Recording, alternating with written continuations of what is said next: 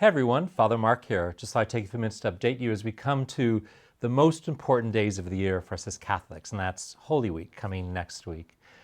First, want to let you know that all the information I'm going to share with you, you can find for yourself on our website, catholicswithpresent.org. You can click right on, and our schedule for the coming week is right here for you. So if you don't catch all this information, it's readily available for you. But I know some people learn better by hearing, so here we go. So we have two opportunities for confession left before the great feast of Easter arrives. The first will be this coming Saturday at our normal Saturday confession time, 3 to 4:30 over in the hall. Then on Monday night, April 11, we'll have confessions available again. There will be at least 4 priests with us, and we will start that at 7 o'clock in the evening and go until there's no one left. So please join us for one of those two opportunities. Now, outside of that, we enter Holy Week this coming Sunday, of course, with Palm Sunday of the Lord's Passion.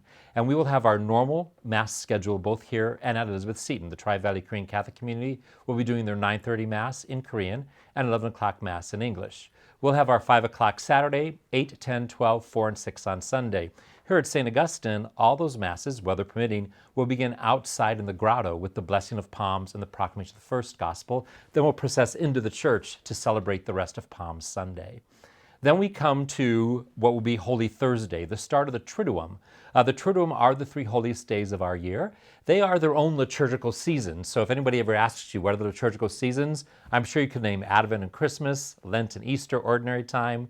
The other one stuck in there is Triduum. Triduum is 3 days, Holy Thursday, Good Friday, and Holy Saturday. They are sort of the heart of our faith. So we'll begin on Holy Thursday. We'll have the Mass of the Lord's Supper at 8 o'clock in the evening over at St. Elizabeth Seton. Then we come on Good Friday, and the official liturgy of the Church for Good Friday, we will celebrate at 8 o'clock in the evening over at St. Elizabeth Seton. And then the High Mass of the year, the Great Vigil of Easter, will also be at St. Elizabeth Seton, also at 8 o'clock in the evening. Now, a few notes about these days. On Thursday and on Easter Vigil on Saturday, we'll be celebrating these Masses with our brothers and sisters in the Tri-Valley Korean Catholic community. So if you come to those Masses, they're going to be really extraordinary and very beautiful, something we've not done before, and that is part of the Mass will be in Korean and part of the Mass will be in English. It'll go back and forth during the Mass. We've put together a worship aid that if anything is ever said in English, it'll be in the worship aid in Korean for those who read Korean. And if anything is said in Korean, it'll be in the worship aid in English. So you'll be able to follow along everything, even if you don't speak both languages. So that'll be on Thursday and on Saturday. On Friday, in addition to the service that the Church gives us, the official liturgy for Good Friday, we'll observe Good Friday in a couple of other ways as well. The first is, beginning at noon, there'll be Stations of the Cross in St. Augustine Church. Then at 4:30 in the afternoon, many of you have asked about this, the Crosswalk Returns. It's been very popular for the last several decades, and that is we actually walk with crosses from here at St. Augustine over to St. Elizabeth and Seton. And along the way, we stop to reflect upon the Stations of the Cross, especially in a social justice light. Our Social Justice Committee puts that together, and it's always a very powerful and moving experience. We'll arrive at Seton that evening in time for a soup supper that our Knights of Columbus will provide for us, and of course we'll be there for the official liturgy of the Church in the evening. So that will cover our Triduum. On those days, Thursday, Friday, and Saturday, there'll be no morning services. And on Easter Vigil, on Holy Saturday, there will be no 5 o'clock evening Mass at St. Augustine, and there are no confessions on that Saturday also. So that's a little different than our normal Saturday would be. Only the 8 o'clock services. Again, Thursday, Friday, Saturday, all at 8 o'clock in the evening at St. Elizabeth and Seton. Then we come to the season of Easter with Easter Sunday, and we will have a pretty close to normal schedule. Again, at Elizabeth and Seton, the Korean community will put together a 9:30 a.m. Mass in Korean and an 11 o'clock Easter Mass in English. We here at St. Augustine will have 8, 10, 12, and we're also going to slip in a 10:15 Mass outside in the grotto. So we have 4 Masses on Easter Sunday morning, 8, 10, 10:15, and noon. There will not be a 4 o'clock or a 6 o'clock p.m. Mass on Easter Sunday so that the staff and our musicians and the priests can all go and enjoy Easter Sunday afternoon with our families and our friends. So that's all the information for you about everything going on for the greatest week of the year for us. Again, if you missed any of that or need any of that, it's right here on our website, catholicswithpresent.org. I suppose the other thing I would say about next week is this, is that it is Holy Week, and it is for us the most important week of the year. And so outside of the opportunities I've just outlined for you, I'd really encourage you to sort of figure out for yourself, how do you want to keep Holy Week? What can you do so that Holy Week does not feel like just any other week in the year to you, except maybe going to church a couple evenings of that week?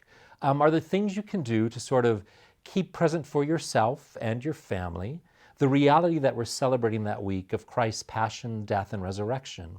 Maybe you watch a little less TV, take some more time for prayer or family sharing. Maybe you're reading scriptures or spiritual reading.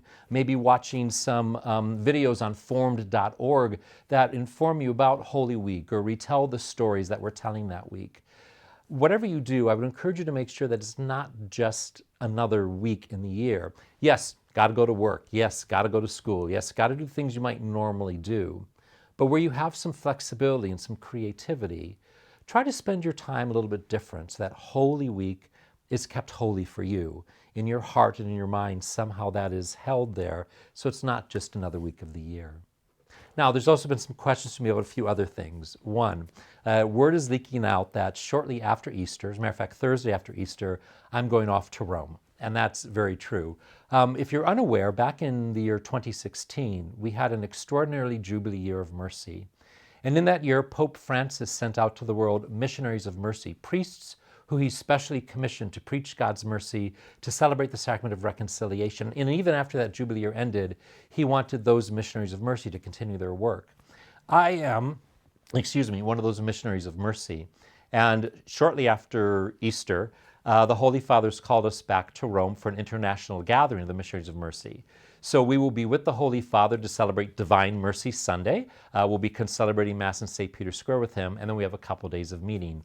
And then while I'm over there, I'm going to take some vacation time and just sort of see some of Italy and enjoy that. So yes, it's true. I am going to Rome, and I will enjoy that, and I'm sure I'll have stories to share with you when I return. Then others have asked about the mission alignment process, all the feedback we had on that, and our synod results. There's a lot of information there that we've started working with and going through and reading and trying to figure out what everything is that you've been saying to us through those two tools that we have. When I get back from Rome, so probably like mid-May, we'll share with you a lot of the map results, the synod results, and you'll have a lot of the information that our little map committee and the parish council will be working with as we try to determine who do we want to be as we come out of the pandemic, what direction do we want to set for ourselves as a parish. So thank you for all that interest in the map process and the synod. We'll begin that information to you next month. Thanks for spending a few minutes with me this afternoon. On behalf of myself and the staff, I wish you a truly holy and powerful Holy Week, and may you have a joy-filled, blessed Easter. God bless.